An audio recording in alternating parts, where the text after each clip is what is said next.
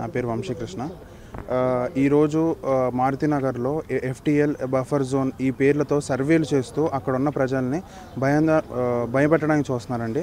ఇప్పుడు FTL buffer zone ఈ వీటి గురించి ఏ రోజు కూడా ఇక్కడ ఉన్న 30-40 ఏళ్ళ నుంచి నివసిస్తున్న ఎవరికి కూడా వీటి గురించి తెలియదు. ఈరోజు కొత్తగా వచ్చేసి ఎఫ్టీఎల్ అనో బఫర్ జోన్ అనో without any contempt notice, without any prior notice కూడా జనాలకి చెప్పట్లేదు. చెప్పకుండా వాళ్ళకి మీరు ఆ ప్రజెంటేషన్ కానీ ఆ రిప్రజెంటేషన్ ఇదిగో ఇందుకు మేము బ్యూటిఫికేషన్ చేస్తున్నాము వై అనే క్వశ్చన్ లేకుండా దగ్గరగా 150 to 200 ఫ్యామిలీస్ ఉంటున్నాయండి లోపల. ఆ 200 ఫ్యామిలీల్లో 4,000 నుంచి 5,000 మంది జీవితాలు ఉంటున్నాయి. వాళ్ళ జీవితాలు కాకుండా మీరు చేయగలిగే బ్యూటిఫికేషన్ ఏంటి? వీళ్ళకి ఇస్తున్న కాంపెన్సేషన్ ఏంటి? ల్యాండ్ పూలింగా, ల్యాండ్ ఎంక్రోచ్మెంటా? ల్యాండ్ ఎంక్రోచ్మెంట్ వాళ్ళకి ఇచ్చిన సరిహద్దులు దాటి కట్టిన రోజున మీరు వచ్చి అక్కడ క్వశ్చన్ చేయాలండి. ఇప్పుడు ఆ ట్యాక్స్ పేయర్ ప్రతి ఒక్కటి కూడా రిజిస్టర్ భూమి, అందరి దగ్గర పట్టాలు ఉన్నాయి, అందరూ కరెంటు బిల్లులు కడుతున్నారు, అందరూ మున్సిపల్ ట్యాక్స్లు కడుతున్నారు. ప్రతి ఒక్కళ్ళు టైం టు టైం వాళ్ళ జీవితాలని రోజు శాలరీల కోసం పొద్దున్నే ఈఎంఐలు కట్టుకుంటా ప్రతి నెల వాళ్ళు ఇంట్లో తినక కట్టుకొని ఇల్లులండి ప్రతి ఒక్కరివి.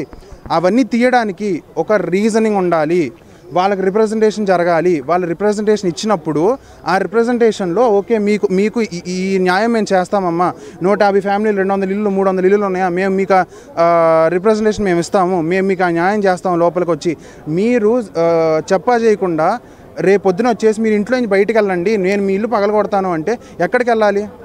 ఈ 150 నుంచి 200 ఫ్యామిలీలు ఎక్కడికి వెళ్ళాలి? అక్కడి నుంచి ఒకవేళ మీరు కానీ ఇదిగో ప్రయర్ నోటీస్ వాళ్ళకి ప్రజెంటేషన్ కానీ ఇదిగో మేము దీనికోసం చేస్తున్నాం ఆ బ్యూటిఫికేషన్, జనం ఉండడానికి పనికిరాని నేల ఏం బ్యూటిఫికేషన్ మనకు వస్తుందండి?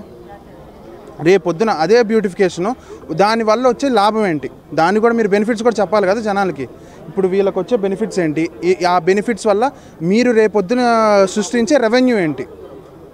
వీళ్ళ కడుపుల మీద కొట్టి రేపొద్దున మీరు ఏ రెవెన్యూని క్రియేట్ చేస్తారు? ఒకవేళ ఆ రిజిస్టర్డ్ ప్రతి ఒక్క నేల కూడా వాళ్ళ ఎంక్రోచ్మెంట్స్ని కానీ దాటి కట్టి ఉంటే మీరు ఖచ్చితంగా కూడా వాళ్ళని బయటికి వెళ్ళటానికి వాళ్ళలో ఒక అర్థం ఉంది. వాళ్ళు గత 30-40 ఏళ్ళ నుంచి అక్కడ ఉంటున్నారు. వాళ్ళకి ఎలాంటి మూసి మీద ఇక్కడ ఇచ్చిన వాళ్ళు ఎవరో కంప్లైంట్ కూడా రిజిస్టర్ చేసిన ఇది లేదు.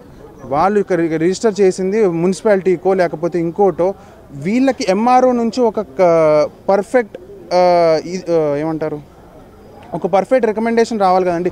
ఇందుకు ఇన్ఫర్మేషన్ కానీ రికమెండేషన్ ఇందుకు చేస్తున్నాం మేము, ఇందుకు మేము దాన్ని ఆపాలనుకుంటున్నాము, ఇందుకు మీ ఇల్లులు ప్రమాదంలో ఉన్నాయి, మీ ఇంటి ప్రమాదంతో పాటు పక్కన ఇల్లు కూడా ప్రమాదంలో ఉన్నాయి, ఈ ఫుల్ ట్యాంక్ లెవెల్లో కానీ బఫరింగ్ జోన్లో కానీ ఈ జోన్లో ఉండటం వల్ల ఈ సమస్య ఉంది, ఈ ప్రాబ్లమ్స్ ఉన్నాయి అని చెప్పకుండా ఎలా చేస్తారు ఇవన్నీ? నమస్కారం అండి. మేము న్యూ మారుతినగర్ నార్త్ కాలనీకి చెందిన వారము. అయితే ఈ మధ్య మూసి బ్యూటిఫికేషన్ పేరుతో అధికారులు వచ్చి మా దగ్గర చాలామంది సర్వే చేస్తున్నారు అన్నమాట. ఆ సర్వే ఫలితం ఏంటంటే అది మా ఇల్లు పడగొట్టి అది చక్కగా సుందరీకరణ చేద్దాం అనుకుంటున్నారు అన్నమాట. కాబట్టి అది ఎంతవరకు ఎంతవరకు సాధ్యమవుతుంది, సాధ్యమంటే ఎంతవరకు న్యాయం అవుతుంది? ఎందుకంటే మేము ఎన్నో ఏళ్ళ బట్టి 20-30 ఏళ్ళగా స్థిర నివాసం ఏర్పరచుకున్నాం. అలాగే ఖచ్చితంగా పట్టా భూములు అన్నీ కూడా పట్టా భూములు, మున్సిపల్ పర్మిషన్ ఉంది. తర్వాత ప్రతి సంవత్సరము రిజిస్ట్రేషన్ భూములు ట్యాక్స్ ప్రతి సంవత్సరం ట్యాక్స్ కడుతున్నాము. తర్వాత అది కరెంట్ అది సిమెంట్ రోడ్లు కరెంటు కడుతున్నాము, అన్నీ ఉన్నాయి. కానీ ఇన్ని సంవత్సరాలు లేని ఇది అవసరం ఇప్పుడు ఎందుకు వచ్చింది? అంతేకాకుండా మా దగ్గర మూసీ నది అది జియోగ్రాఫికల్గా 50 అడుగులు కిందకు ఉంటుంది అన్నమాట. ఆ 50-60 అడుగులు పైకి మేము పైన ఉంటాము. ఎలా మూసి అది సాధ్యమవుతుంది? దానికేంటి బఫర్ జోన్ అని ఎఫ్టీఎల్ జోన్ అని చెప్పేసి మా ఇల్లు కూడా కొడుతున్నారు. అది ఎట్లా సాధ్యమవుతుంది? సాధ్యాసాధ్యాలతో పనే ఉంది. కాబట్టి అసలు సాధ్యం కాంతి కూడా అది అవకాశం లేనిది కూడా మాకు అది ఎఫ్టీఎల్ పేరుతోటి బఫర్ జోన్ పేరుతోటి మా ఇల్లు స్వాధీనం చేసుకుంటున్నారు, మమ్మల్ని భయభ్రాంతం గురి చేస్తున్నారు. కాబట్టి అంతకాతే నిన్న కూడా పోలీసులు వచ్చేసి మమ్మల్ని అంతా చెదరగొట్టారన్నమాట. కనీసం వాళ్ళు చెప్పుకుందామన్నా కానీ ఎవరు చెప్పుకుందాం లేదు. అందుకోసం చెప్పేసి ఆ యొక్క ప్రభుత్వం ఎన్ని ప్రభుత్వాలు మారినాయి, ఎవరు కూడా ఆ మూసిని ముట్టుకోలేదు, ఏం చేయలేదు. కాబట్టి ఇన్ని ప్రభుత్వాలు వాళ్ళకి తెలియదా? వాళ్ళకి ఈ కొత్త ప్రభుత్వం వీళ్ళకే వచ్చిందా? కాబట్టి ఏం అవసరం లేదు. సుందరీకరణ అంటే ప్రజలు బాగుంటే రాజ్యం బాగుంటుంది, రాజ్యం బాగుంటే దేశం బాగుంటుంది. కాబట్టి ప్రజలందరినీ ఏడిపించారనుకోండి, ప్రజలు ఏడిపించిన రాజ్యం అలాగే ఏడిచెంటు పోతుంది. కాబట్టి ఎవరైనా సరే ఇది మా పొట్ల మీద కొట్టకుండా మా స్థిర నివాసాలు, ఎందుకంటే చాలామంది చిన్నపిల్లలు స్కూలింగ్, అలాగే ఆ యొక్క కాలేజీలో చదువుకునే వాళ్ళు, ఉద్యోగాలు వేసుకుని దగ్గరలో ఉద్యోగం అని చెప్పి దగ్గర ఇల్లు కట్టుకునే వాళ్ళు రకరకాలుగా ఉన్నారన్నమాట. కాబట్టి వీళ్ళందరినీ కూడాను చెడగొట్టి మీరు ఎక్కడో డబుల్ బెడ్రూమ్ ఇస్తాము, ఎక్కడ ఊరవతల అది పెద్దమ్మరి ఇంకా ఎక్కడెక్కడో ఇస్తామంటే ఎలా సాధ్యమవుతుంది? అంతా కూడా ఆ యొక్క మధ్యతరగతి వాళ్ళమే. ఎక్కడో కూడాను ఇది ఆ యొక్క ఆ వాతావరణం కూడా మేము ఉండలేమన్నమాట. మీరు ఇచ్చే డబల్ బెడ్రూమ్ ఇళ్లలో మేము ఉండే వాతావరణం మాకు అదే ఆ యొక్క ఉండలేమన్నమాట. అటువంటి మనస్తత్వం ఉన్నవాళ్ళం మేము. కాబట్టి అంతే కదా. కాబట్టి అటువంటి బెడ్రూమ్లు మాకు వద్దు, డబల్ బెడ్రూమ్లు మాకు అవసరం లేదు. కాబట్టి ఇస్తే కనుక మళ్ళీ భూములే, మా పట్టా భూములు కూడా మీరు పట్టా ఇచ్చి వేరే చోట భూములు ఇవ్వండి, సంతోషమే. కానీ ఈ పట్టా భూములు మాత్రం భూమి అంతే, భూమి ఇవ్వండి కానివ్వండి. ఇది వేరే అయితే మేము ఒప్పుకునే ప్రసక్తి లేనే లేదు.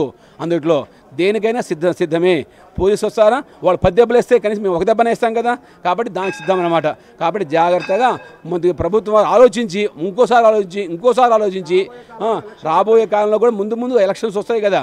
కాబట్టి వాటిని ఎలక్షన్స్ అనే కాదు, ప్రజల భవిష్యత్తు దృష్టిలో పెట్టుకొని మీరు సరిగ్గా నిర్ణయం తీసుకోవాల్సిందిగా మేము కోరుతున్నాం. మనం సుమారుగా మేము నెలకి 22,000 చొప్పున బ్యాంకు లోను 11 ఏళ్ళ నుంచి డబ్బులు కడుతున్నాం. ప్రతి నెల 22,000 చొప్పున కనీసం బ్యాంకు లోన్ కడుతుంటే ఇవాళ 13 ఏళ్ళ నుంచి 22,000 నెలకు కట్టుకుంటూ మేము ఏం తింటామండి, ఏముంటాం? అసలు ఎక్కడ బఫర్ జోను దేనికిది? మీరు అంతా పర్మిషన్ ఇస్తే కదా, బ్యాంకు వాళ్ళు అప్రూవల్ ఇచ్చారు, లీగల్ తీసుకున్నారు. మేము పేపర్లో కూడా వేయించాం. అప్పుడు ఏమన్నా అబ్జెక్షన్ ఉంటే చెప్పండి అని చెప్పి కొనే ముందు అడిగాము. అడిగినప్పుడు ఎవరు ఈ ఏజెన్సీలు ఏమీ రాలేదు. మేము కొనేప్పుడు లేని జీవోలు తర్వాత వచ్చినవి మా మీద ఎఫెక్ట్ చూపిస్తేట, మా జీవితాల మీద ఎఫెక్ట్ చూపిస్తే మేము కొన్న ముందు 2015 తర్వాత ఏవో జీవో నిన్ను ఇచ్చారు. 2015 తర్వాత ఆ 2011 ముందు ఎప్పుడో కొన్నాం మేము. 30 ఏళ్ల క్రితం కొన్న కట్టిన ఇళ్ళు. వాటికి 1968 దగ్గర నుంచి దానికి సంబంధించిన పట్టాలు, వాటికి సంబంధించిన లింక్ డాక్యుమెంట్స్ అన్నీ ఉన్నాయి మా దగ్గర. అయినా కానీ మీరు వచ్చారు, మేము అయిపోవాలి అంటే మాకేమి హక్కులు లేవా? మాకు అసలు ప్రజలనే వాళ్ళు ఏంటి, మీరు కొడితే కొట్టించుకోవాలి అంతేనా? వేరే ఇదేం లేదా? మాకేమి హక్కులేం లేవా? మేము ప్రజాస్వామ్యంలో ఉన్నావా, లేకపోతే మనం ఏమన్నా నియంత్రణలో ఉన్నావా? ఏంటిది? ఏంటి ఈ దుర్మార్గం? ఎంత ఇది వస్తుంది అసలు? ఎవడు ఎక్కడ మేము ఏ తప్పు లేదు. 2023 డిసెంబర్లో ఏమి లేదు, 2024 ఫిబ్రవరిలో ఏమి లేదు. ఇప్పటికొసరికి మేము ఇల్లు ఖాళీ చేసి వెళ్ళిపోవాలి. మేము కట్టుబట్టలతో ఉండాలి.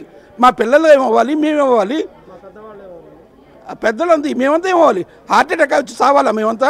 కరోనా కంటే దారుణంగా ఉంది ఇప్పుడు పరిస్థితి. నమస్తే అండి.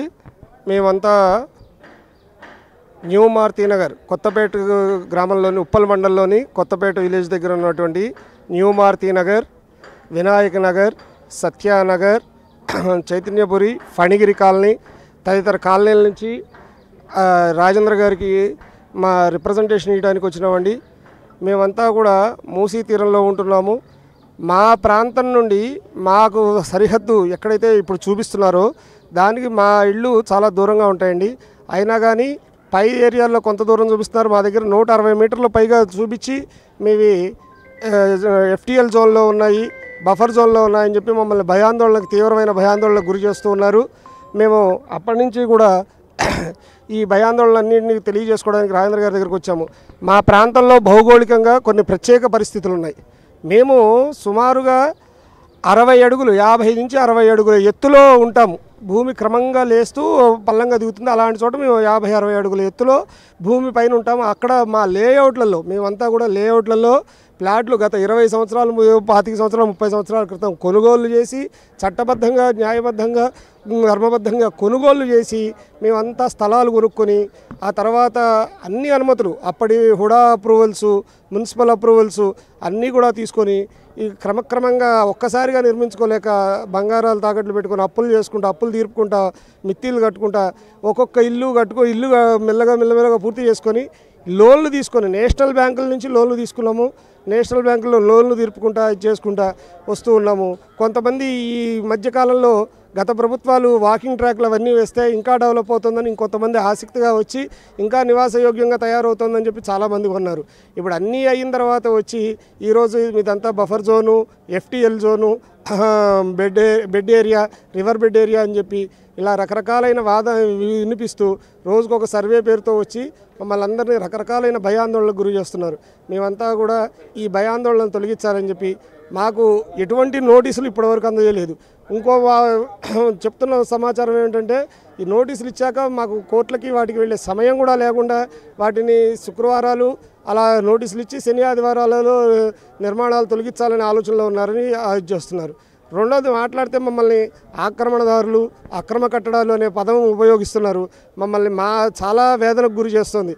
మేము ఎంతో గౌరవంగా పురోహితము, కుల వృత్తులు, ఇతరత్ర వ్యాపార వృత్తులు చేసుకుంటూ గౌరవంగా ఇన్కమ్ ట్యాక్సులు కడుతూ వాటి ద్వారా వాటి ప్రూఫ్స్ చూపించుకుంటూ బ్యాంకు లోన్లు పొంది స్థలాలు కొని చట్టబద్ధంగా రిజిస్ట్రేషన్లు చేయించుకొని వాటన్నిటిని బ్యాంకులకి సమర్పించి తగు డాక్యుమెంట్లన్నీ కూడా సమర్పించి లోన్లు పొంది కట్టుకొని లోన్లు తీర్పుకుంటూ ఉన్నాము.